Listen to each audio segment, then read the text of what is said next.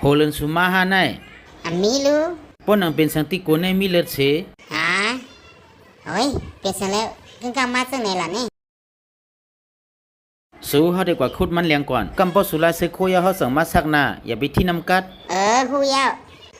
ลูกต้องแม่เจ็บ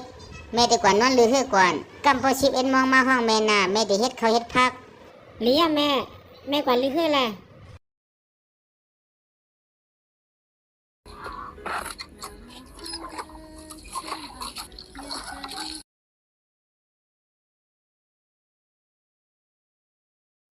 ปีสองปีมาสักคู่อยู่ล่ะเมื่อกี้พอว่าลาดว่าพอมันปอกมามันจังมาสักเนี่ยจันเนี่ยถ้าสักในก็สักกล้วยหน่ะน้อง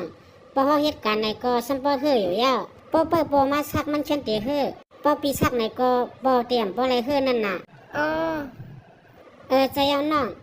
งอันนำกับปันปอเสร็จแล้วมันติดต้องไหมยาวนี่ยปีปอลูกมาเฮ็ดสังหลานแน่เขานำมาปันปอกินปอข้าได้ใจเก็บมันเลี้ยงนะลูกไส้อ่อนเขาก็อ่ำง่ายเล็ดเชียวเลยลองไว้หนังเก่าลูกอ่อนเตมี5-6 ขบกล้วยเล็ดเชียวเตก็เป็นลูกยิงเขาซ้ำเนียดเฮงน้ำอ้อย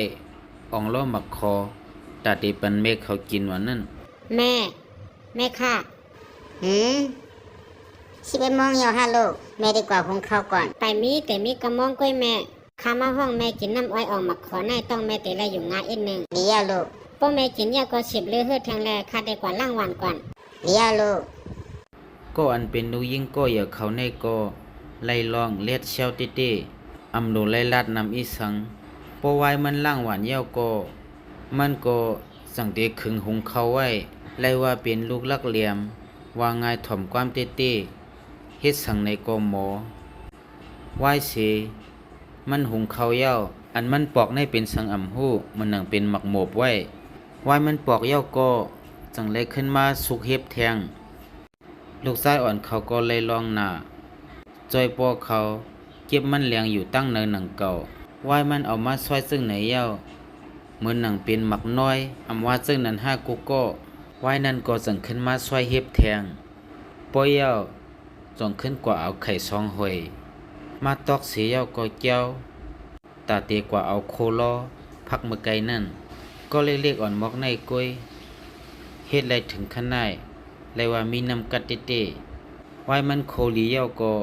จังเลยเอาน้ำมาใส่ตาเตเฮ็ดน้ำพักนั่นน่ะปอเย้าก็เอาไข่ปล่อยลงกว่า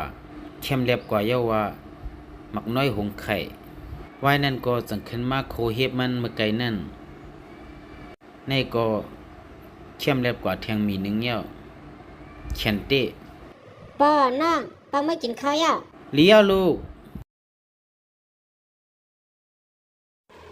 12 โมงยาวรู้แน่นอนดื่มตื่นกว่า8แม่ลูกมายาว5 ขวดข้าวยาวคัดดึกอังกว่าห้องแม่อยู่แน่แม่นอนลืมตื่นกว่า8ลูกเป็นเช่นนั้นลูกอ่ำห้องแม่แต่เมื่อไกลล่ะแม่ในก็อ่ำอยู่ดีค่ะแม่เล่นนอนดูเฮือนน้หอมเตยาวะป้อมาเลยกินข้าวมานั่งเลยแม่เดี๋ยวลูกเฮาบ่ลาเดียวอย่าไปที่น้ำกัดเฮาได้ปอกมาสักไหนเป็นสังแดมทอมห้ำไรสักลูกเฮาสาลูกมาในก้อยอำจะสุสักค่ะเฮาก็จะปอกมาก้อยเป็นปีเฮาก็สักออกข้าวพักไหนก็ลูกเฮาก็เฮ็ดเสโคไหนก็ลูกเฮาก็สักลูกเฮาก็อย่าฮู้ความหมอใส่แถมหน้ากันเฮามาเย้าใจยาวาสู